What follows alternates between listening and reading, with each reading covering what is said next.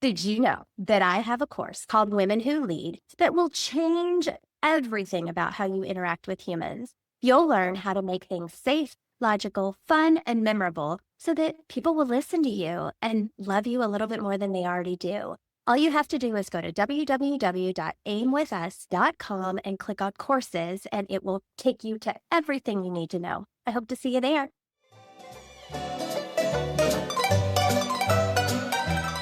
Welcome to Productive Joy with Dr. Christie, where fun meets action.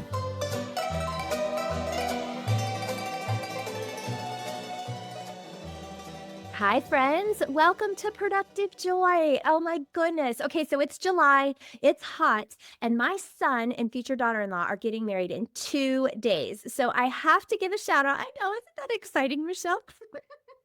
So Jackson and Cassidy, we are so proud of you. We're so excited for you, and we cannot wait to celebrate the rest of your lives.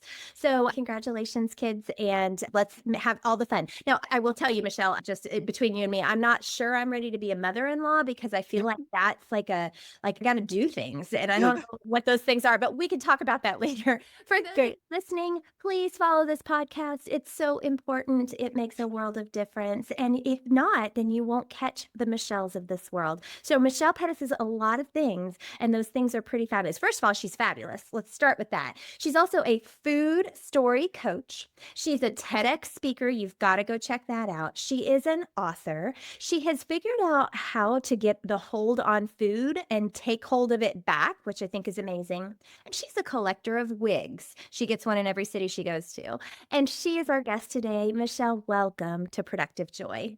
Oh man, Christy, I am so delighted to be here. I am super excited about the conversation we're about to have. Yeah, we're gonna talk about some joy, girl, right? Absolutely, absolutely, absolutely. Okay, so we have like maybe 30 seconds to capture people's attention. So what would you say to them in 30 seconds or less that's gonna make them go, oh my gosh, gotta listen to this episode?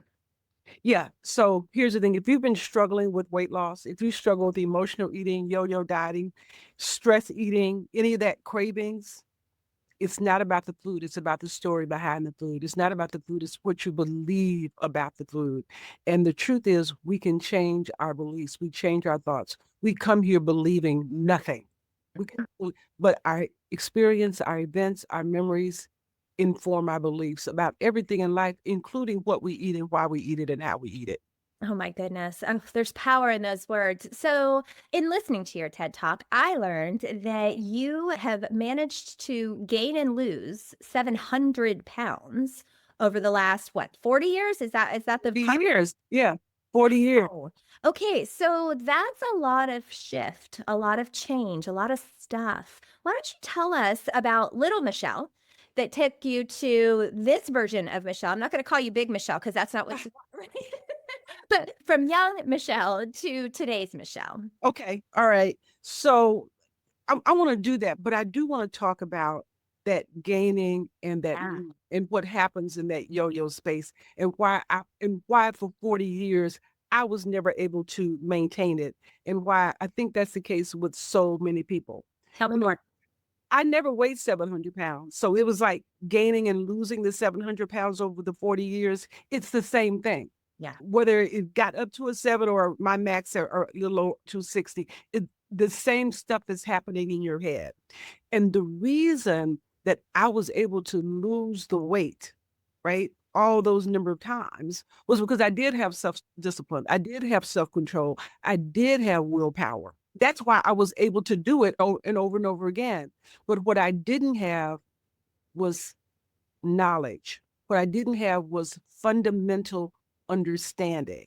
I didn't have the mastery to maintain the weight. And when I say mastery, I'm not even necessarily talking about the food. I didn't have mastery over the emotions that send us to food. I didn't even know that there was a connection. So I could struggle and diet and follow the plan and go from a size 26 to a 16, what I call a Black woman's 10. Right? I could do that, but I couldn't maintain it because even though my body had shrunk, my mind was still carrying the weight. It was still carrying the same thing. I was still the same size in my mind. I was still handling things the same way. And so, go Yeah. ahead. No, I was just going to say that makes so much sense. And I think whether it's food or over exercising or, whatever, like fill in the blank, I think many people that are listening right now are totally tuned in to what you're saying and what you're getting ready to say, because we've all struggled with something where I have the mental capacity to overcome it, but I can't put it away, right? Like I Yeah. keep falling in that trap. We all have the trap that we keep falling into. What's the magic formula, Michelle? What's the wand that we Yeah. can wave over these addictions that can Yeah. push past it? Yeah. So it's not what they want us to believe. Let me say that first. That's part of it. Is that it is something that was in my face for so long and in all of our faces that we overlook it because we don't think it's important, because it's not really emphasized in this culture. So here's the scenario, Chrissy, is that when I do the research, what I find is 75% of people will say that they're emotional overeaters. 75% of people admit to it, know it, and feel that they are. But here's the truth. The other 25 are also emotional eaters too. We all eat emotionally because eating is an action, and all actions are driven by emotion. All actions are driven by emotion. And so when we start to pull back this thing on emotional eating, whether it's emotional overeating or whatever the reasons are, we have to get to the reason, because there are definitely some emotions that it's worth eating for. So if you're eating out of pride, if you're eating out of honor for your body, then the decisions that you make and the choices that you make of food are very different than those that you make when you're eating out of fear, you're eating out of jealousy, or you're eating out of anger. Because those that disempowered, when we're eating from a disempowered place, from what people normally think of as negative emotions, they don't come up and shake your hand and tell you that's what's happening. All right. So if you're dealing with some sort of microaggression or macroaggression, anything, right? Something that is upsetting you, you don't say, oh my God, I am in the post office and I am upset that they are having a fight in the post office. Let me go out and get 2 Big Macs. Right? I mean, it doesn't happen. And I'm using this fight in the post office because it happened to me, right? It's just like a couple of weeks ago. I'm standing in line at the post office. The customer and the clerk get into not a physical altercation, but they're going at it pretty loudly. And they resolve it after far too long, but they resolve it. And I take care of my package and I walk out. And as soon as I walk out of the post office, I think to myself, what can I go get to eat? Interesting. This is what I think to myself. Now, because I have tools in place and I teach people tools to manage situations, because they're tools that I use. Sure. When I said, oh, I think I'm going to go get something to eat, I immediately thought, why am I thinking about food? I wasn't thinking about food when I walked into the post office. I wasn't. What just happened? What Right. did I see? What did I just hear? What did I just experience? And I realized, that question, what just happened? Oh, it was that fight. That incident upset me. Yeah. It Yeah. upset me. But here's the thing.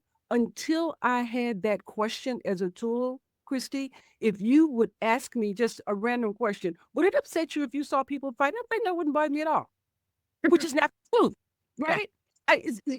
But we have to get conscious about how we feel, and the way that we get conscious about how we feel in any given situation is through this personal interrogatory. Is to be skilled at that and be okay with the discomfort that comes from the answers to the questions. So how did you find that? Because I know you do confusion, clarity, recovery, which I think is a fantastic way to tackle this. But who taught you? Because here you had yo-yoed, you had gone through all of this back and forth, right? Which again, I'm thinking about our listeners, I'm thinking about myself, I'm thinking about the things that trip me up every time. And we all have them. I don't care who we are. Like you said, 75% admit to it, the other 25% still do it. But even if that they are constantly back and forth with isn't food, the things that you teach absolutely relate. So tell us how you figured it out, because at some point something broke through. So, yeah, not just something broke through. a lot of things broke through. And I will tell you, as I was writing my book, right, which is about this journey, I was constantly, giving stories to my editor.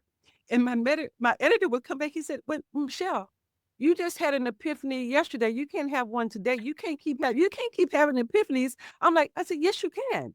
Because if you're in a place that's very dark, I need to have 4 or 5 a day. Yeah. Right? Yeah. And that's what this was like. So everything I talk about, Christy, and everything how I coach people comes from lived experience. It is because I went through it and figured it out.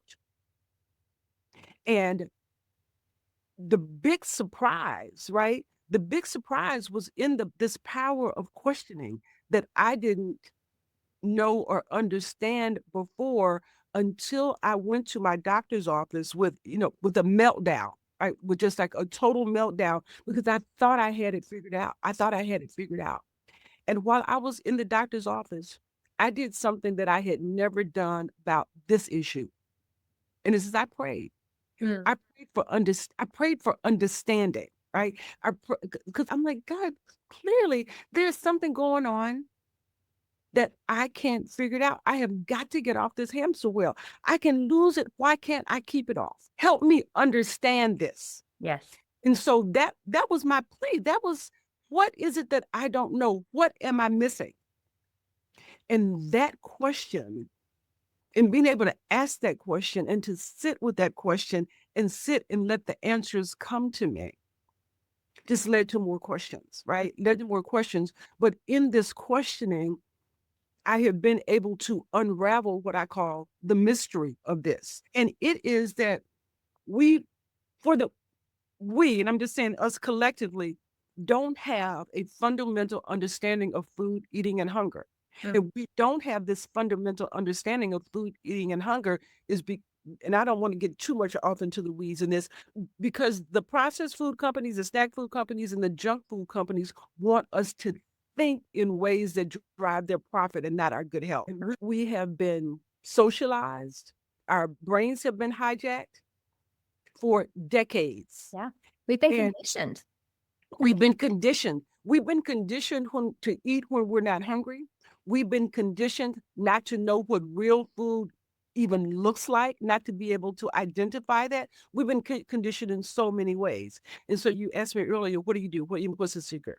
The secret is to take our brains back. Ah.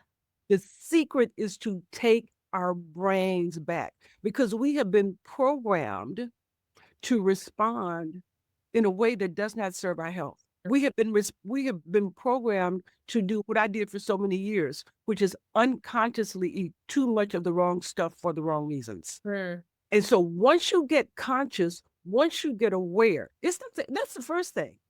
Consciousness, awareness, those are the first things. Then you can make a shift. Then you can make a pivot. Then you can make a change. But you have to know that you're eating emotionally in a way that doesn't serve you. You have to know something is not really food. You have to know that you can do something else in a circumstance other than eat. Yeah. You have to know that the only problem that food solves is hunger. You have to know those things. You have to feel those things. You have to say them over and over again. And you have to practice them over and over again, because we haven't had practice doing that. Right. And so that has to be reinforced until it becomes just a part of how you think and how you move and how you feel and move through this world. Well, and I would add to that is so powerful. And the knowing is clearly step one, like the taking back of your conscious mind to say, no, I don't need to do this right now. But the knowing doing gap is more like a chasm, right? Like it's I know better. I know I should not eat these processed foods, but Doritos are what I want. So that's Yes. what I'm going to eat. Yes. Right? Yes. And so it's that knowing doing gap that I'm going to guess had to be crossed. Yes. Cross the knowing doing gap. Yes. Yeah, because that space, there is a space between the knowing and doing. And what that space between the knowing and doing is what I call, that's where our food stories are. That's where the desire lives, right? That's where the food marketers take advantage of us, because they are constantly creating desire in us for foods that do not serve our highest health. It's it's the desire thing. I don't So remember the last time I saw a commercial about an apple. Like, no, exactly. And and so here's the thing I want to say about apples, because I hear this all the time. And I'm not saying that there's not some validity to it. I'm just saying that this isn't the whole thing. Well, access to quality food is important. There are food deserts. There's this. Yeah, true. But here's the thing, if you put an apple in front of somebody, you put your mama's apple pie, you put a McDonald's apple pie in front of them, the apple is the last thing to leave. And that's equal access. right. That's all out on one table. It's all out on one table. But the difference is that there has been more desire created for that which is unhealthy for us. We have to do exactly what you said. We have to get more information and create more desire for those things that serve our highest health. Yeah. And it is the desire, and it is the desire. If you want to talk about what I teach people how to do, it is I teach people how to have desire for the things that will serve them. And I teach them how to kill desire for that does not. Love it. Well, you teach people to love themselves enough to do the right thing instead of choosing to do what's comfortable, easy, not serving them. Dang, that is not easy to do. How to do it, because people don't always understand that. I mean, if you just say, "Do you love yourself?" Of course I do. But then you go out and engage in behavior that is not loving, but you don't even realize that it's not loving. Right. Right? Right. You don't, because it's not framed like that. Yeah. So you have to. That's part of the consciousness. That's part of the awareness. Because let's think about it. You have children. I don't have chick nor child. All right. We're just gonna go with little Johnny. It is little Johnny's birthday. Let's get some birthday cake. Let's get some ice cream. Let's get some punch and invite all the kids over so we can have a wonderful, beautiful birthday party. Well, here's the thing. When I think about that, I'm like, why do I want to serve kids something that is going to give them diabetes? Why do I want to serve them something that is going to be addicted for them? Why do I want to give them anything that has no nutritional value? Why do I want to serve on little Johnny's birthday something that could potentially cut years off of his life? Yeah. So that's what I see, right?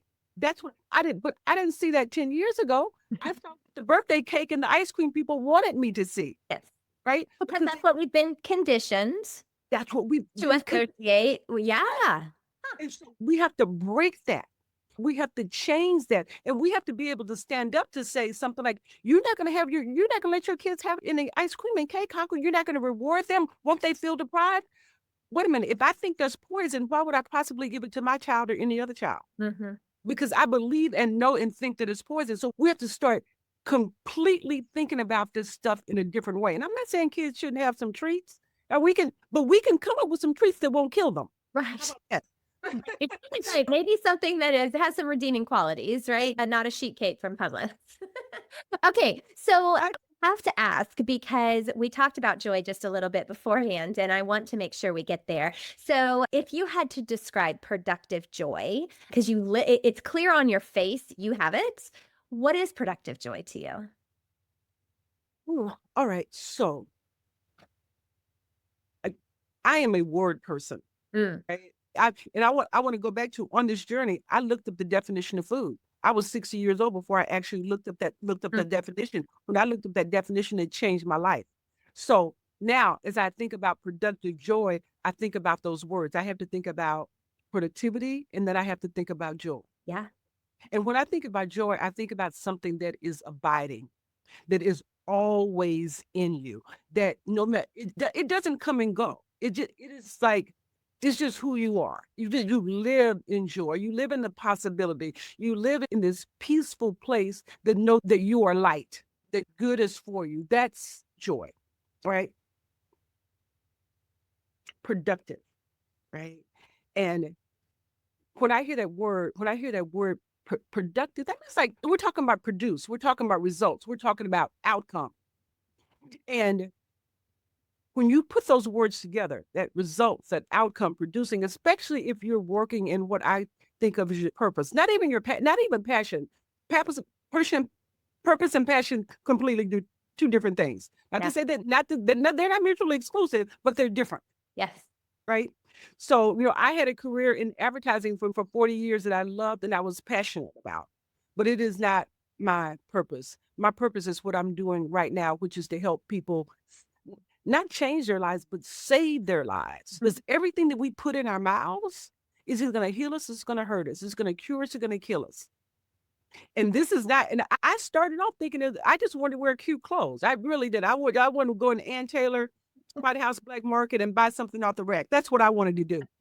I love that. I love that that's where this started because I think every single one of us has something like that in our heads. Okay. So you're going to be cute. Well, you are cute, but Right. you're going to be cuter Right. and be able to do so off the rack. And then as I started to get more information, as I started to get more understanding, more consciousness, right? I started to move from that to this is life changing. Then I started to move from this is life, not just life changing, but life saving. Like, it is not about whether I'm going to eat the pizza or the French fries or the hamburgers or the cake. It is not about that. It is about what am I going to do to save my physical life and my emotional life? Because if we are emotionally eating, right? If we're using food to cover up an emotion, to express emotion, to distract us from emotion, from instead of emotion, that means we're not feeling the emotion. That means we're having some needs that go unmet because food can never solve those things. And when we're cut off from our emotions, then we start to get cut off from our lives. We start to get cut off from the joy that we're supposed to live in. And that means being able to fully feel and step into and embrace every emotion, every up and down. We need them all. Yeah. We also have to this understanding that the emotions are good. They're just data. This is like some sort of moral declaration. It's just, it's information. It's information that informs how we move through life. And we need that. We need to honor it, but we just need the tools to know how to express. Well, Michelle, you're such a light and such people need to hear this, right? Like, and again, I'm thinking about the humans that I interact with, the ones that I know and love who have struggled with either eating disorders or disordered eating. And, I know those aren't always the same, and yet they are very intertwined, right? And whether it's anorexia or overeating, or it's, whatever it might be, it's about control. And it's about recognizing what you're doing is you're helping people recognizing that you always had that control and that it had nothing to do with. And I think there's just so much power in that. I'm so grateful that you're doing what you're doing. So I'm curious how people would find you. Michelle, what's the best way for somebody to get your help, to listen to more about you? How might they find you? Sure. I am the easiest person in the world to find. You can email me directly at michellepettis.com. That's Michelle, Michelle with 2 L's, at Michelle Pettis, Pettis.com. Email me directly. I respond to all my emails. If you want to find me on social media, you can find me on Instagram at I am brand new now. And it's I am brand new now because you have to have brand new thinking to live in a brand new way. Right? You want a brand new body, right?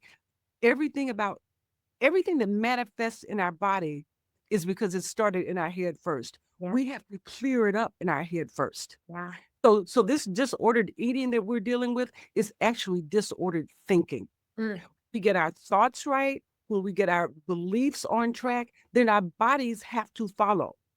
Then our bodies have to follow. So I spent 52 weeks with people for a year unpacking 52 different emotions. At the end of the year, you will know where these emotions show up in your body, what time of the day, what time of the year, right? In what situation, what people. And when you're able to identify the emotion and unpack the emotion, then you know it's that hunger. When you know what to do in response to it, 52 of them, you know how empowering that is? To know that 52 different things that show up is not hunger, and then you can make a different decision, right? Awesome. So that's what we do. We do that with writing. We make all this transformation that happens in your head with your thoughts, getting your mind back, writing, affirmations, meditation, visualization. That's a secret formula. I call it being vampy, getting vampy. Visualization, affirmation, meditation, and prescriptive writing, which is writing for healing. You do that for 365 days a year. You can stay. You can stay in your power. You can get your power back I in love. any situation. Oh my goodness, Michelle. Again, okay, a light. You are a light. And you are such a gift because you went through this and we go through, we're the best equipped to help the person we used to be. Yes. That's an Ed Milet saying that I am stealing from him today, this day. I think what I hear from you is you didn't just say, all right, I'm going to help people do the same thing that I have managed to do. You said, I'm going to do it in a way that is systemic, that is thoughtful, that is continuous, that is an ongoing journey, because that's what life is, right? Like we get control of our thoughts about one thing and then we lose control of our thoughts about that thing and we move on to the next thing. But you are giving people the consistency necessary to change habits, to change who Yes. they are. It's a beautiful thing. Thank you for doing it. Oh, it is my life's work. Well, it's clear it's your passion. This is and your purpose, right? Like it is definitely both your passion and your purpose, and the Yeah, two. I went through all of that for this. I went through And And here's the thing, Christy, why I'm so happy we're having this conversation, is that once you're on this journey, once you're on this road to self-discovery and discovering your own light, it will bring you such incredible joy. yeah, You just have faith that will happen, even if you don't feel it right now.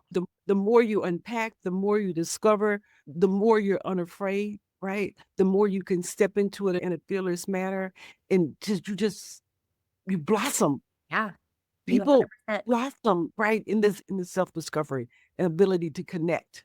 Yeah, there's joy in that. I love it. Well, thank you for choosing to share all of this brilliance on Productive Joy. I know that our listeners gained things that they can use right away, regardless of where their struggle lies.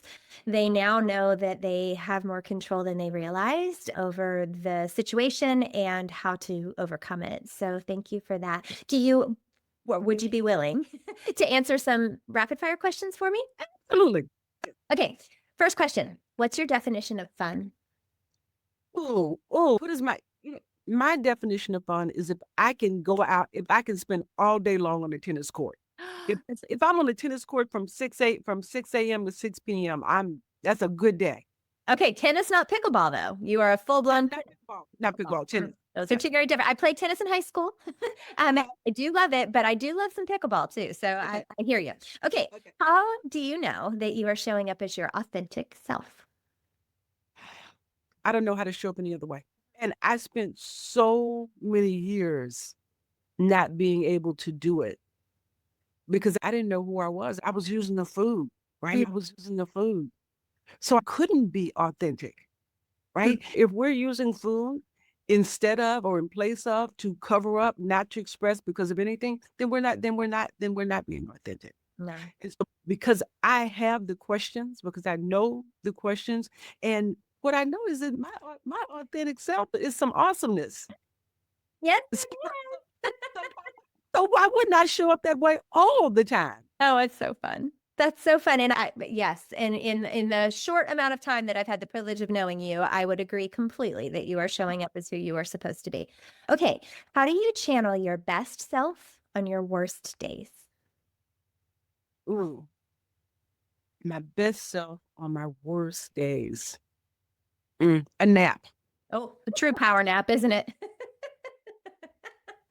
I think it's a reset, a restart, like just And reset, and so I mean, it's as simplistic as it sounds, right?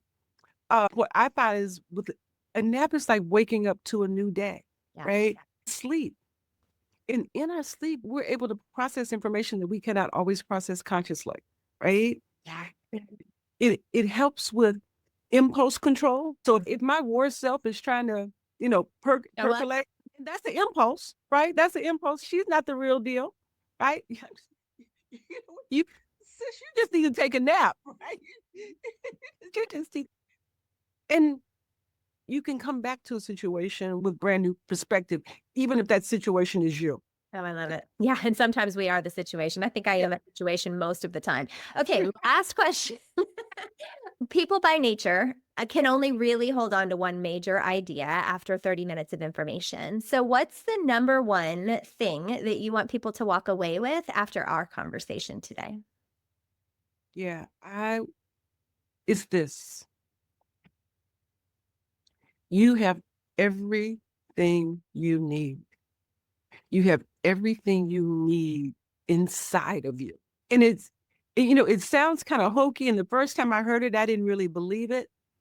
But if prime example, if you watched my TED talk and you watched it, I Christy, you did. did. I And did. if, and if you're listening, I hope you have a chance to listen to it. The story, the memory, the understanding that was pivotal for me was that watermelon story. That incident happened in the 90s. It happened sometime in the 90s. My understanding of it did not happen until 2019. Wow. But that story was I always had that story. I mean, it was just waiting inside of me to discover that I had the answer to the 40 years of struggle. It was that story. It's always been with me. I was equipped with it, but I didn't know it. Yeah. I didn't know it until I was able to just sit and listen, right? Sit and listen to the voice. So that's whatever you're struggling with, you are bigger than that struggle. Yeah. You have the power. Ugh. Michelle, that's a mic drop moment. Listeners, this is why I keep looking for these wonderful guests like Michelle who are game changers in life and who are sharing their brilliant nuggets of wisdom with us on Productive Joy. So thank you, Michelle, for being our guest today and for sharing such wonderful wisdom. Thank you. Thank you for holding space for this conversation. It's been a joy. It's been a joy. Well, then we have accomplished what we set out to accomplish. So, listeners, keep listening, keep sharing, keep letting people know that they need a little shot of B12 sometimes too, and they're going to gain it right here and with their Productive Joy friends. So, please go out, use some of the brilliance that Michelle shared with us, and figure out a way to turn fun into action.